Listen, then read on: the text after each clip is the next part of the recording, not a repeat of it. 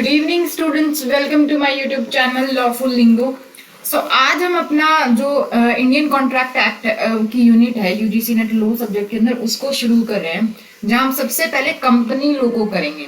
ठीक है, उसके बाद हम आगे जो हमारे इंस्ट्रूमेंट एक्ट है या फिर बाकी जो एक्ट है उनके बाद हम वो डिस्कस करेंगे। तो सबसे पहले हम बात करेंगे कंपनी लॉ की।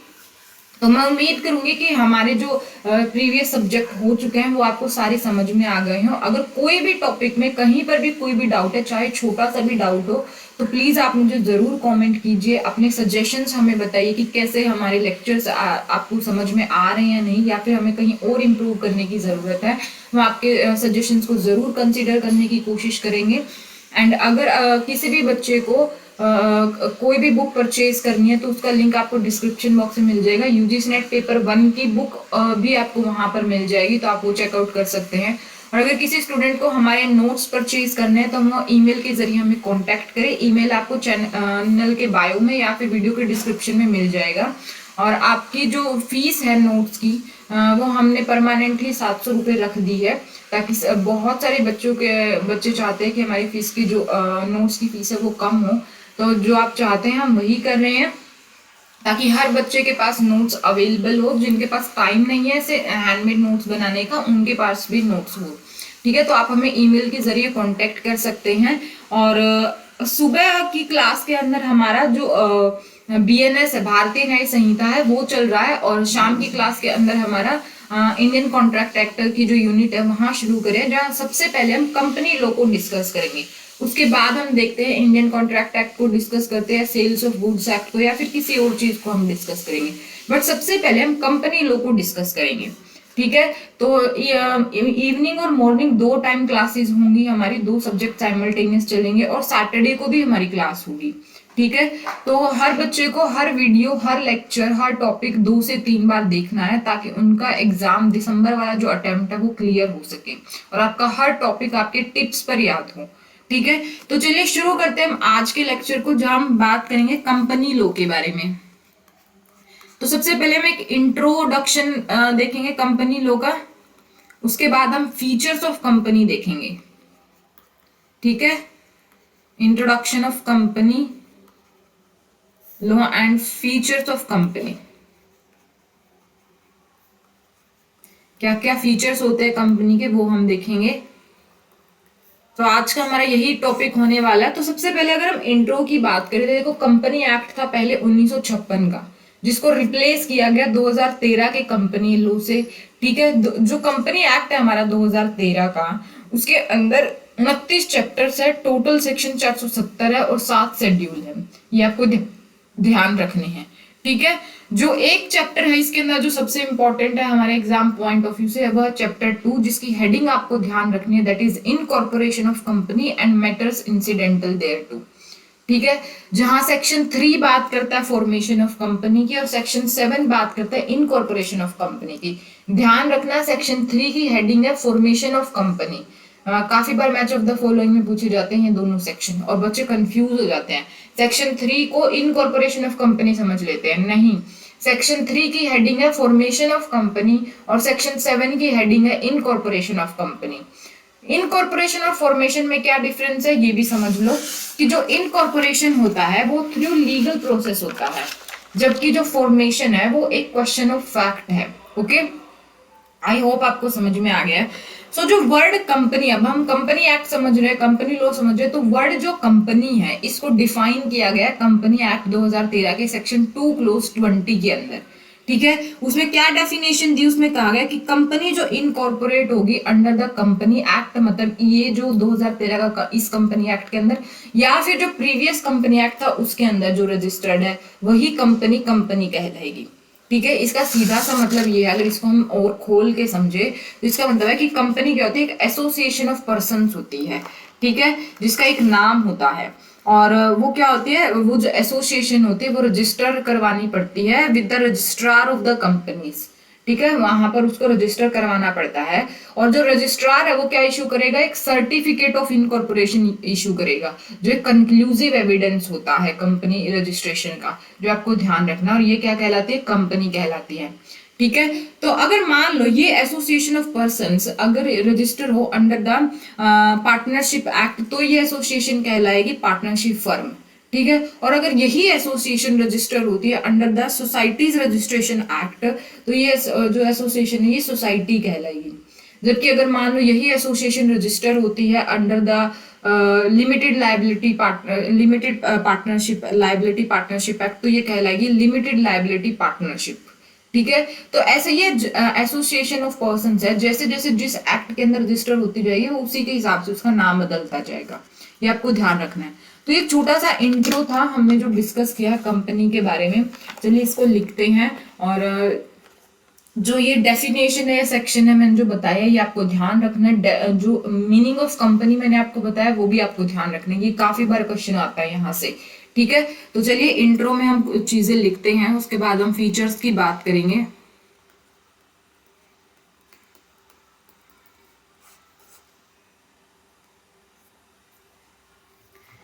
कंपनी एक्ट 1956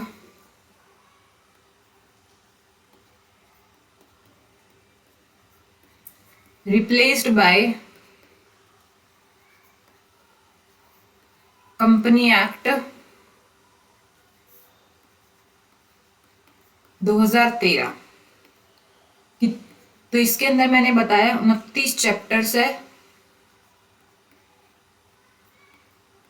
टोटल सेक्शंस 470 है,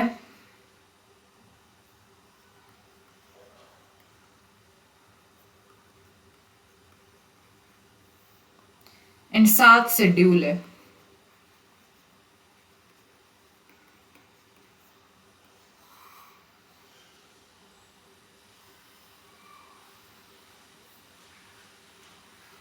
ठीक है। जो इंपॉर्टेंट चैप्टर 2 जिसकी हेडिंग मैंने आपको बताई वो भी लिख लो, तो ये काफी बार एग्जाम में मैच ऑफ द फॉलोइंग में चैप्टर की हेडिंग पूछी गई है। इनकॉर्पोरेशन ऑफ कंपनी,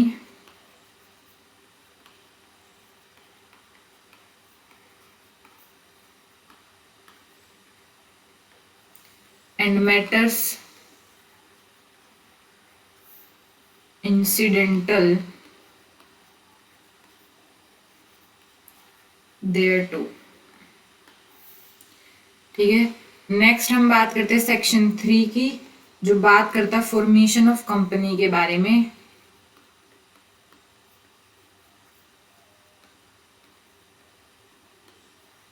और जैसे ही हमारा कंपनी लॉ खत्म होगा तो हम आपको जो इंपॉर्टेंट सेक्शंस हैं कंपनी लॉ के, जहां से मैच ऑफ द फॉलोइंग का एक क्वेश्चन आता जरूर है, तो वो सेक्शंस भी मैं आपको लिखवाऊंगी।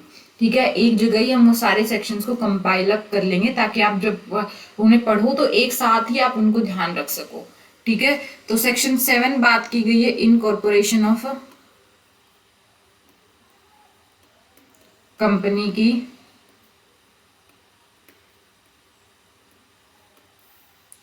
ठीक है। उसके बाद हमने बात की डेफिनेशन ऑफ कंपनी वर्ड की। सेक्शन 2 क्लोज 20 डिफाइन करता है वर्ड कंपनी को, defines the word company.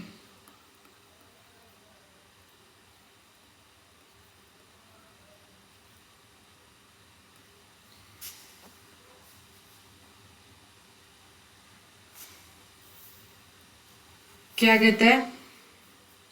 Company means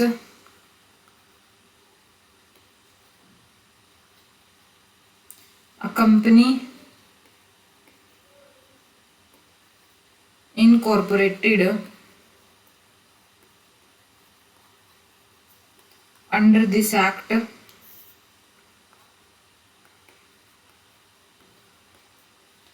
or under any previous law, any previous company law।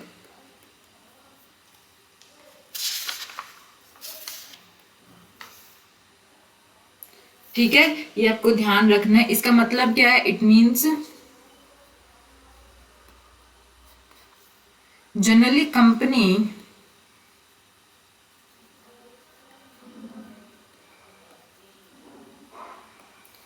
is an association of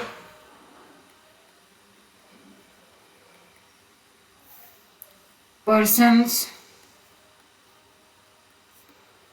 under a name and this association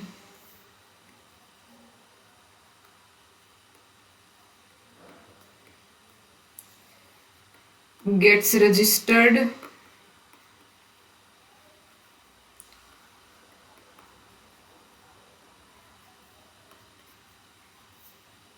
with the registrar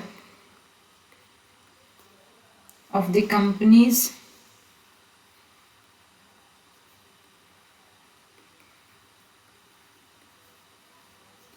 and registrar issues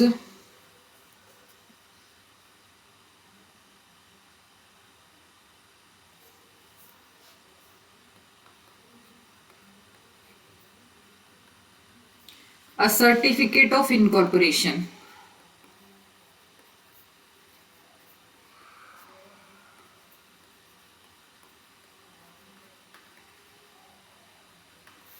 इसको बोलते हैं कोल्डा company.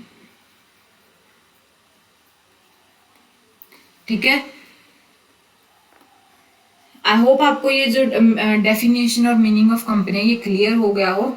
Next हमने बात की थी if this association of persons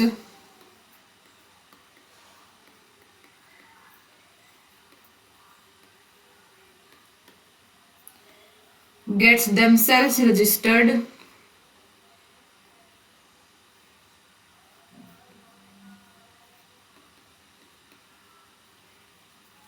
under the Partnership Act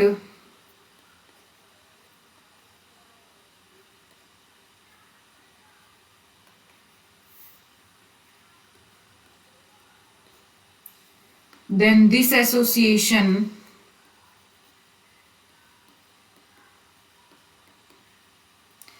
shall be called legally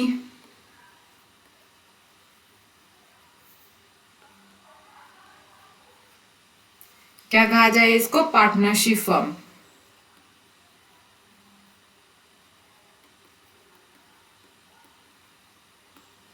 ठीक है, move on to the next point. And if this association of persons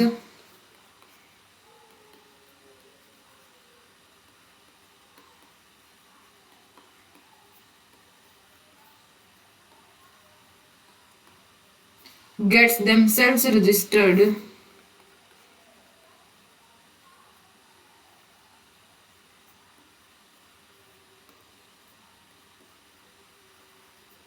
under the Societies Registration Act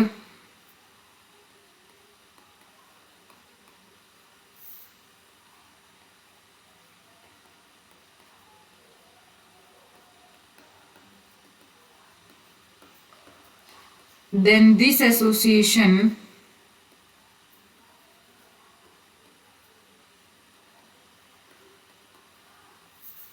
shall be called society। ठीक है, next अगर हम बात करें if this association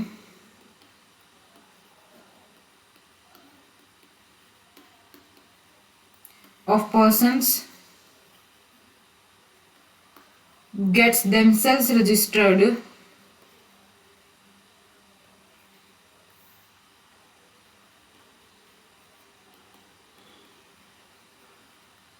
under limited liability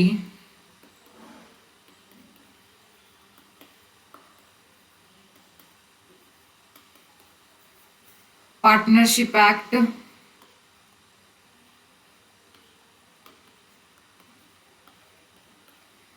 then it is called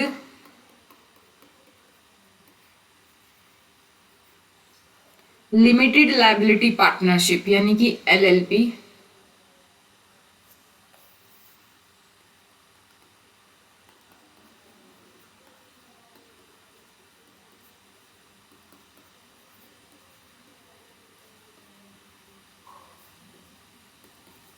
ठीक है, तो ये एक छोटा सा इंट्रो था जो हमने कंपनी लॉ के बारे में देखा कि क्या मीनिंग होता है कंपनी का, उसकी डेफिनेशन कहाँ दी गई है, सेक्शन 3 और 7 किस बारे में बात करता है। ठीक है, या फिर अगर हम इन एसोसिएशन ऑफ पर्सन को अलग अलग एक्ट के अंदर रजिस्टर करवाते हैं तो इनका क्या नाम होगा। तो बेसिकली एक इंट्रोडक्शन था। उसके बाद हम फीचर्स ऑफ कंपनी की बात करेंगे, एक एक करके इसके फीचर को समझते जाएंगे और उसके नोट्स बनाते जाएंगे। ठीक है, तो चलिए समझते हैं सबसे पहले फीचर्स ऑफ कंपनी को।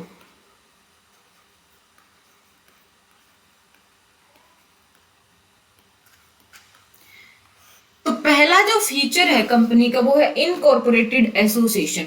मतलब कंपनी क्या होती है, अपने आप में एक आर्टिफिशियल पर्सन होती है। ठीक है, ये तो सबको ही पता होगा कि कंपनी अपने आप में एक आर्टिफिशियल पर्सन होती है जो एग्जिस्टेंस में कब आती है, प्रोसेस ऑफ लॉ के थ्रू। कैसे, जब जो कंपनी है उसको हम रजिस्टर करवाते हैं अंडर द कंपनी एक्ट 2013, तब वो रजिस्टर में आती है। जब वो तब वो कंपनी बनती है।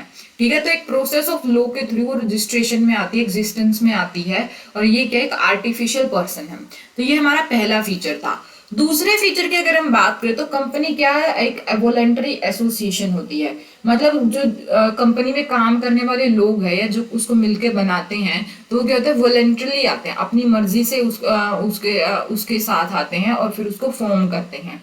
ठीक है, उसके बाद कंपनी की सेपरेट लीगल एंटिटी होती है। क्या होता है सेपरेट लीगल एंटिटी, मतलब जो कंपनी होती है वो अपने मेंबर से अलग होती है, वो मेंबर्स जिसने उसको बनाया है।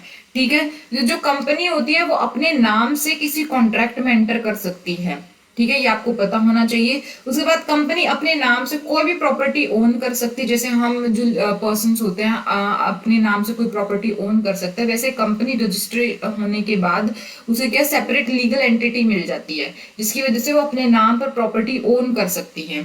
ठीक है, जो कंपनी है वो अपने नाम पर बिजनेसेस भी कर सकती है, बिजनेस कंडक्ट कर सकती है कोई भी अपने नाम से। ठीक है, उसके बाद कंपनी क्या है, उसके पास राइट टू सू भी आ जाता है। मतलब वो किसी को अपने नाम से सू भी कर सकती है या कोई कंपनी को उसके नाम से सू भी कर सकता है।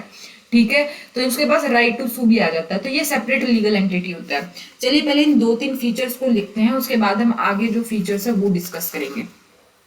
सो पहला फीचर मैंने आपको क्या बताया, incorporated association.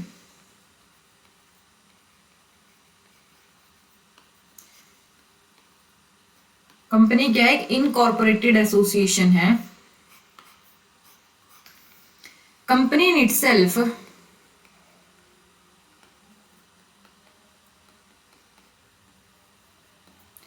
called an artificial person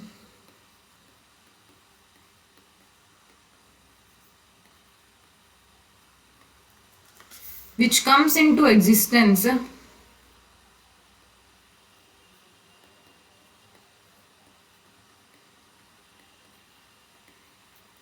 through the process of law.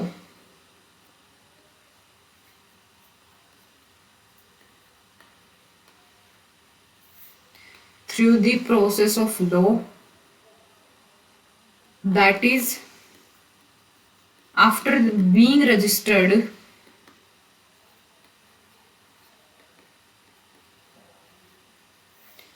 under the Company Act 2013। ठीक है, नेक्स्ट जो फीचर है that is company is an voluntary association. Company is a voluntary association।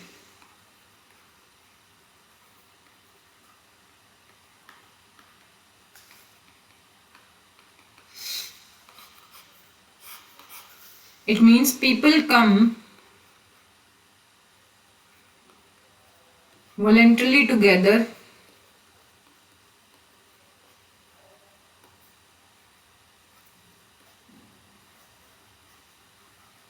to form a company।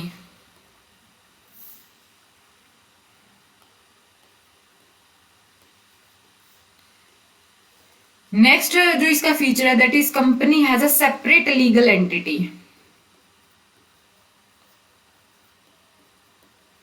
तो क्या होता है separate legal entity,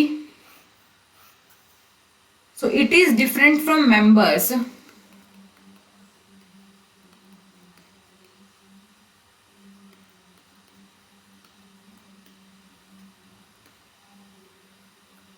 who formed it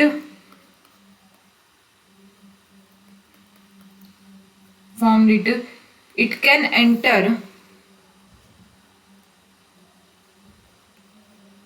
into contract on its own name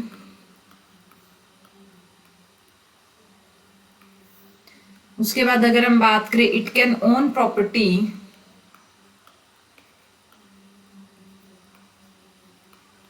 on its own name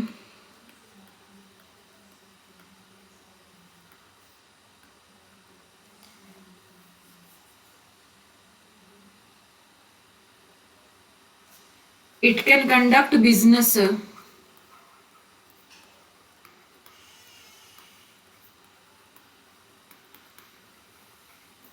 on its own name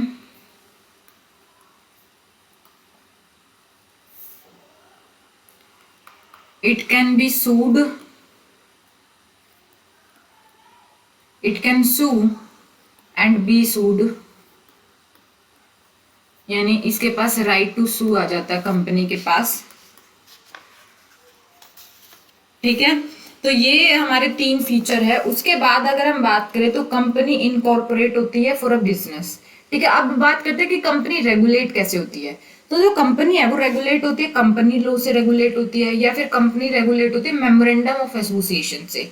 ठीक है, memorandum of association her company का अपना different होता है। Memorandum of association is a constitution of the company. ठीक है, ये आपको ध्यान रखना है। तो कंपनी का कोई भी एक्ट वो मेमोरेंडम ऑफ एसोसिएशन के बियॉन्ड नहीं जा सकता। अगर कोई भी एक्ट मेमोरेंडम ऑफ एसोसिएशन के बियॉन्ड जाकर कंपनी करती है तो वो एक्ट क्या कहलाएगा, अल्ट्रा वायरस कहलाएगा।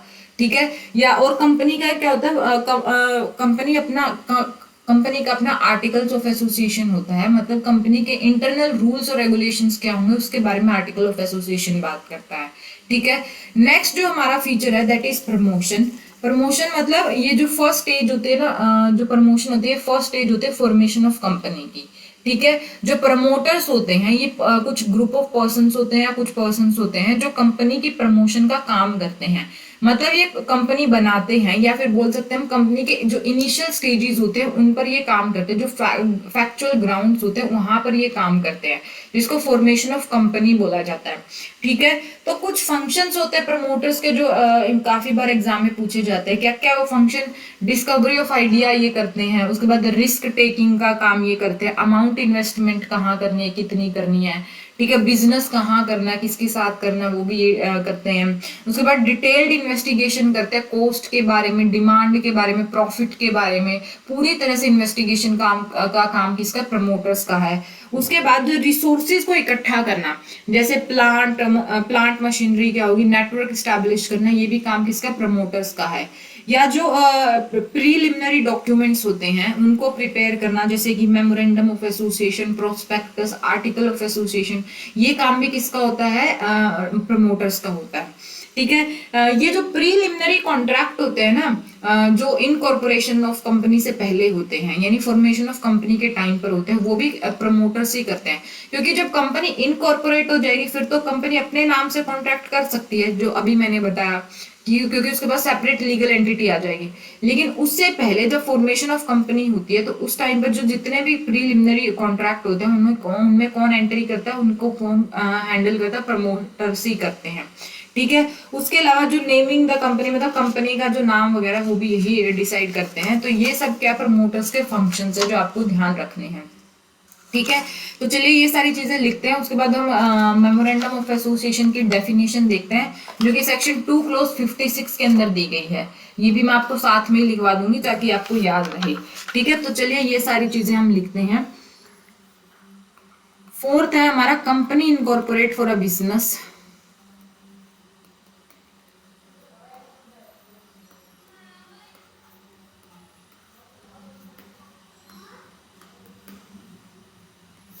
ठीक है, so company is regulated by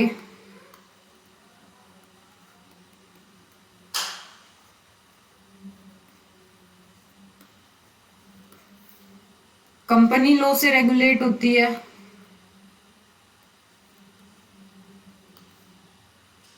दूसरा from the memorandum of association,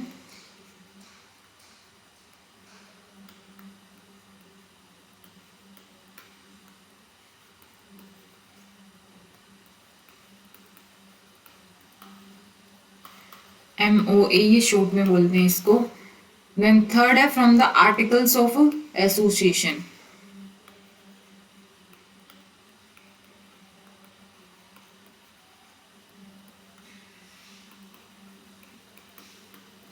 यानी कि AOA।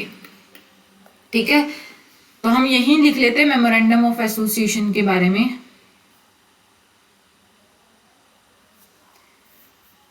तो मेमोरेंडम ऑफ एसोसिएशन की बात करें तो every company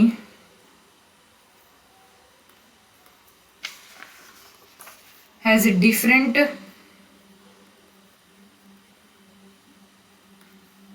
memorandum of association. It is also called the constitution of the company.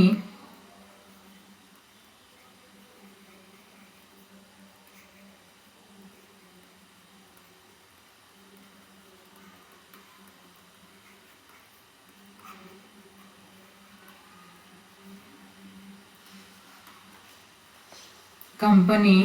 Next हम बात करते हैं,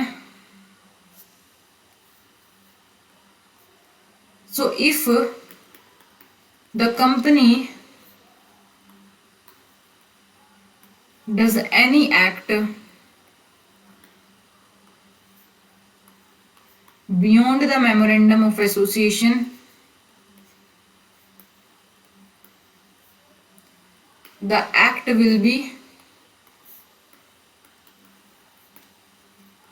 अल्ट्रा वायरस। ठीक है, so memorandum of association is an important pillar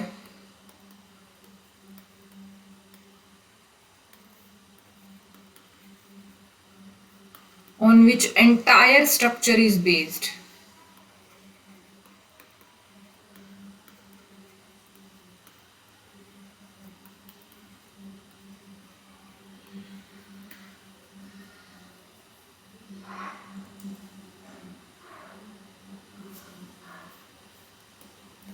Section 2 clause 56 of the Company Act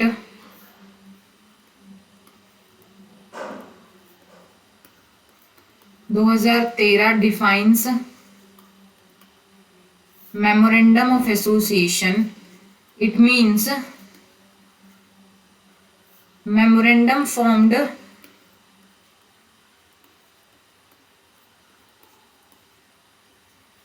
originally, जैसे company बनती है तभी ये ओरिजिनली होता है, लेकिन इसको टाइम टू टाइम ऑल्टर किया जाता है। तो जैसे हमारे कॉन्स्टिट्यूशन में टाइम टू टाइम अमेंडमेंट्स होते रहते हैं, तो ऐसे कंपनी का एक कॉन्स्टिट्यूशन है तो इसमें भी टाइम टू टाइम चेंजेस होते रहते हैं। ठीक है, तो ये था मेमोरेंडम ऑफ एसोसिएशन के बारे में। जबकि आर्टिकल ऑफ एसोसिएशन क्या होते हैं, ये इंटरनल रूल्स होते हैं।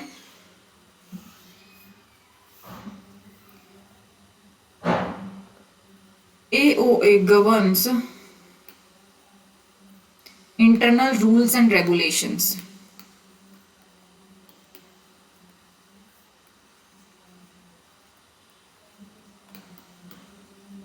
ठीक है, नेक्स्ट हमने बात की थी प्रमोशन के बारे में। तो प्रमोशन के बारे में हमने जो जो बातें की हैं हम लिख लेते हैं।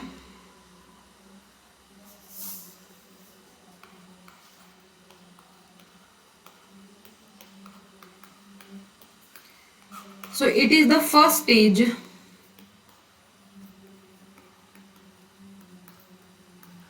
of formation of company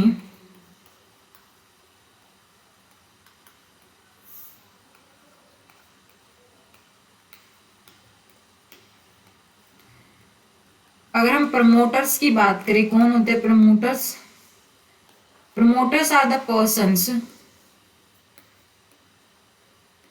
और group of persons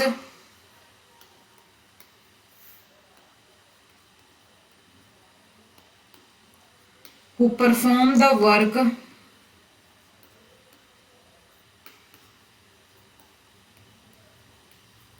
of promotion of company.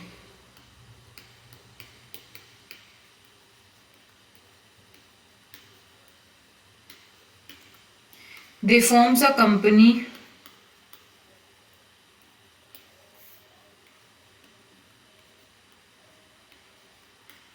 it means they work on factual grounds.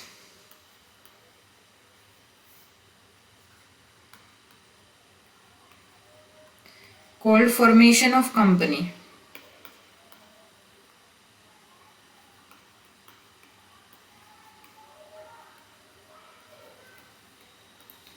Or we can say they work on initial stage. Or we can say they work on initial stage. ठीक है, अब करते हैं functions of promoters क्या क्या है.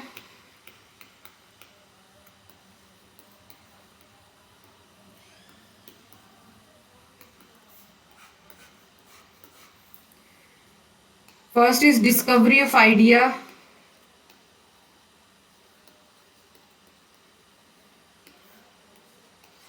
Business.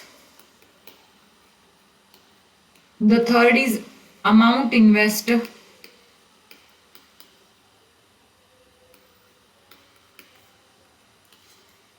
Fourth is risk taking.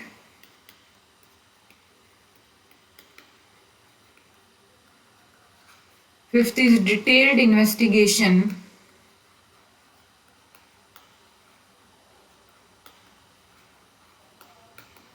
किसके बारे में? About the demand, cost and profit. Cost, demand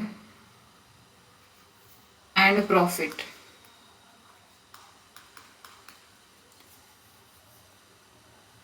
next बात करते हैं assembling of resources.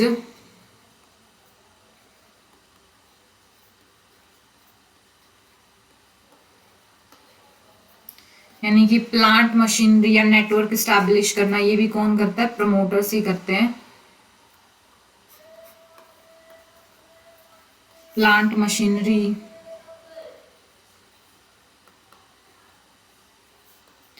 Network establish करना,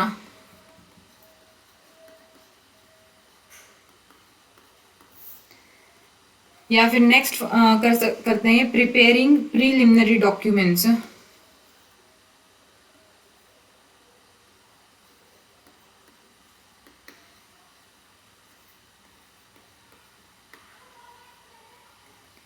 such as memorandum of association, articles of association या प्रोस्पेक्टस हो गए. ठीक है, नेक्स्ट है entering into preliminary contracts.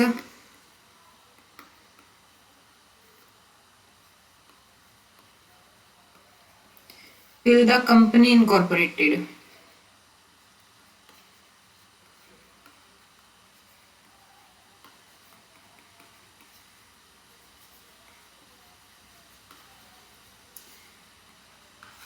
Naming the company. तो ये सारे फंक्शंस किसके? प्रमोटर्स के फंक्शंस हैं. ठीक है, नेक्स्ट हम बात करते हैं नेक्स्ट फीचर की, दैट इज लिमिटेड लायबिलिटी का फीचर है. सो कंपनी की क्या होती है? लिमिटेड लायबिलिटी होती है. तो देखो मैं इसका एग्जांपल से समझाती हूँ. जैसे मान लो एक अगर शेयर वैल्यू कितनी है? 100 रुपए है. ठीक है, और जो पेड अप वैल्यू है शेयर की वो 60 रुपए है. और मान लो जो रिमेनिंग वैल्यू है शेयर की वो कितनी बच गई? 40 बच गई. और जो पर्सन है जिसने शेयर खरीदे हैं उसकी लिमिटेड लायबिलिटी कितनी होगी कंपनी की तरफ? वो कितनी होगी? 40 होगी. जो बचे हुए शेयर्स है ना, जो बचे हुए पेड अप शेयर के अलावा, पेड अप कितने थे? 60 थे. तो उसके अलावा जो बचे हुए शेयर्स थे उनकी वैल्यू कितनी थी? 40 थी. तो उतनी ही जो लायबिलिटी है कंपनी, जो जिस पर्सन ने कंपनी के शेयर खरीदे उतनी लायबिलिटी होगी उसकी कंपनी के टुवर्ड्स, तो ये होती है लिमिटेड लायबिलिटी। ठीक है, उसके अलावा परपेचुअल सक्सेशन की बात करें तो कंपनी क्या होता है, कंपनी का परपेचुअल सक्सेशन होता है। परपेचुअल सक्सेशन के बारे में कंपनी एक्ट का सेक्शन 9 बात करता है। ठीक है, ये आपको सेक्शन ध्यान रखना है, काफी बार एग्जाम में पूछा जा चुका है। तो परपेचुअल सक्सेशन क्या होता है, इसका मतलब होता है कि कंपनी इमोर्टल होती है, मतलब मेंबर्स के आने जाने से कंपनी के पर कोई फर्क नहीं पड़ेगा। अगर कोई भी मेंबर बैंकरप्ट हो जाता है, उसकी डेथ हो जाती है, कोई पागल हो जाता है, ल्यूनेंसी हो जाती है, तब भी कंपनी पर कोई फर्क नहीं पड़ेगा, कंपनी हमेशा एग्जिस्टेंस में रहेगी। ठीक है, तो ये आपको ध्यान रखना है कि कंपनी का क्या होता है, परपेचुअल सक्सेशन होता है। तो लिमिटेड लायबिलिटी में लिखते हैं, it means liability of member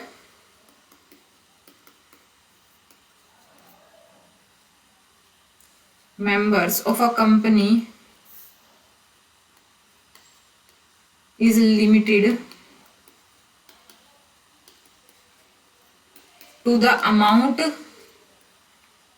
कितनी जो आउटस्टैंड रह गई है, आउटस्टैंडिंग बची हुई है on shares subscribed by each of them।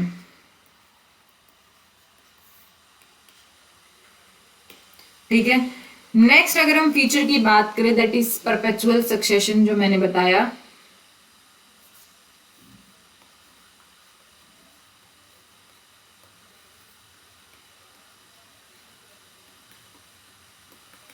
जिसके बारे में सेक्शन 9 बात करता है। ठीक है, so members can come and go but the company remains forever। मतलब कंपनी क्या होती है, इमोर्टल होती है।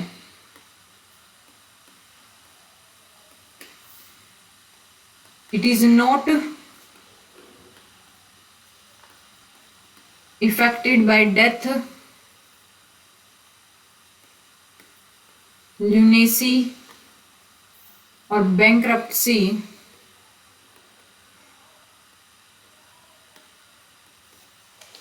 Of its members. ठीक है, नेक्स्ट जो हमारा फीचर है that is company has a common seal. मतलब कंपनी कॉमन सील क्या होता है, ये सिग्नेचर होते हैं कंपनी के। ठीक है, तो कोई भी डॉक्यूमेंट्स वगैरह होते हैं तो उस पर कंपनी क्या होती है, अपनी कॉमन सील फिक्स करती है, तो ये आपको ध्यान रखना है। तो कंपनी की क्या होती है, कॉमन सील होती है। अगर कॉमन सील लगा दे तो कंपनी को साइन, मतलब कंपनी की साइन की रिक्वायरमेंट नहीं रहती है। उसके बाद आता है इसका नेक्स्ट जो फीचर है that is transferability of shares. तो जो पब्लिक कंपनी होती है उसमें जो शेयर्स होते हैं वो विदाउट रेस्ट्रिक्शन ट्रांसफर होते हैं, जबकि जो प्राइवेट कंपनीज होती है उसमें शेयर की जो ट्रांसफरेबिलिटी है वो विद रेस्ट्रिक्शन होती है। ठीक है, तो ये दो हमारे फीचर्स और हैं जो आपको ध्यान रखने हैं, दैट इज एक तो है common seal,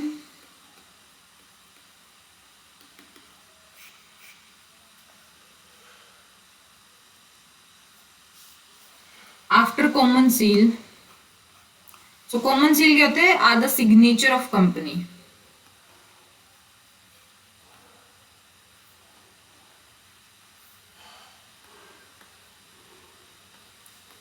So after common seal,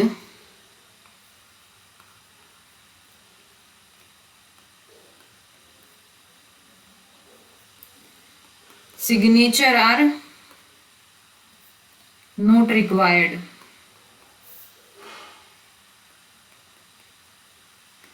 It is a legal tool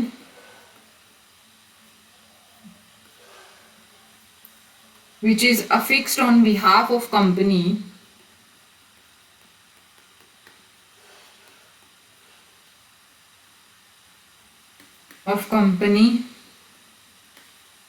on its paper।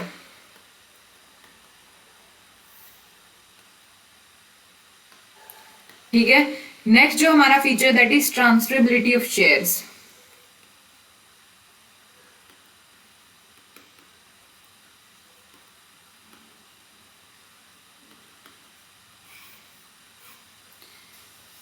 तो अगर हम ट्रांसफरेबिलिटी ऑफ शेयर्स की बात करें in public companies,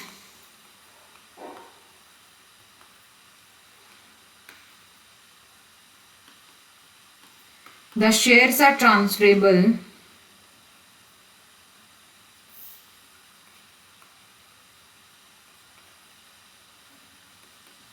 without restriction,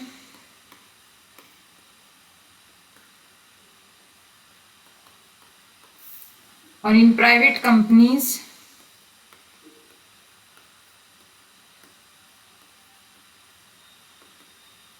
shares are transferable with restrictions. ठीक है, तो ये कुछ फीचर्स थे हमारे कंपनी के बारे में जो आपको ध्यान रखने हैं। अब देखो, एक बात मैंने आपको बताई कि जो कंपनी होती है उसका परपेचुअल सक्सेशन होता है, ठीक है, यानी कंपनी मॉर्टल होती है। तो क्या एक क्वेश्चन उठता है कि क्या बाय ऑपरेशन ऑफ लॉ से कंपनी को डिसॉल्व किया जा सकता है, खत्म किया जा सकता है? तो देखो, कंपनी एग्जिस्टेंस में कब आती है? जब हम उसको रजिस्टर करवाते हैं with the registrar of company, ठीक है, और फिर रजिस्ट्रार ऑफ कंपनी एक सर्टिफिकेट ऑफ इनकॉर्पोरेशन इशू करता है जो एक कंक्लूसिव एविडेंस का काम करता है, ठीक है, जो क्या है, जो दिखाता है कि जो कंपनी है उसका जन्म हो चुका है, और कंपनी का जन्म कैसे हुआ? बाय ऑपरेशन ऑफ लॉ हुआ है। इसलिए जो कंपनी की डेथ है वो नेचुरल पर्सन की डेथ की तरह तो नहीं होगी, ठीक है। तो जो कंपनी की डेथ है वो कैसे हो सकती है? बाय ऑपरेशन ऑफ लॉ हो सकती है, मतलब कोर्ट इसको डिसॉल्व कर सकती है कंपनी को, पार्लियामेंट को स्पेशल एक्ट इसको बनाकर इसको डिसॉल्व कर सकती है, या फिर कंपनी में लॉ में एक प्रोसीजर होता है that is company winding up, ठीक है, उस प्रोसीजर से इसको डिसॉल्व किया जा सकता है। तो ये कुछ प्रोसीजर्स है, यानी bye operation of law company को डिसॉल्व किया जा सकता है। तो आप ऐसे क्वेश्चंस भी मुझसे पूछ सकते हैं, क्योंकि अगर आप जब तक क्वेश्चंस नहीं पूछेंगे तब तक आपको हर चीज का डीप मीनिंग कैसे पता होगा, ठीक है। तो आप कोशिश करो लेक्चर में कहीं ना कहीं थोड़ी बहुत गलतियां ढूंढने की, अगर गलतियां मिलती है तो मुझे बहुत अच्छा लगेगा कि आपने वहां पर पॉइंट आउट किया है, ठीक है। हर बारी गलती नहीं होती है, बट हो सकता है कि कहीं ना कहीं गलती हो, तो वहां पूछने की कोशिश किया करो, ठीक है। तो आज का लेक्चर हम यहीं खत्म करते हैं, कल मिलते हैं नेक्स्ट लेक्चर में जहां हम बात करेंगे क्लासिफिकेशंस ऑफ कंपनीज की, जो बहुत इंपॉर्टेंट है एग्जाम पॉइंट ऑफ व्यू से। तो जब तक आप इस वीडियो को 1 से 2 बार जरूर देखिए, नोट्स बनाइए, इन वीडियोस को जितना ज्यादा हो सकता है शेयर कीजिए, लाइक कीजिए, and please subscribe my channel and bell icon को प्रेस करना ना भूलना, ताकि आपको हर वीडियो का नोटिफिकेशन सबसे पहले मिले। तो चलिए मिलते हैं नेक्स्ट लेक्चर में।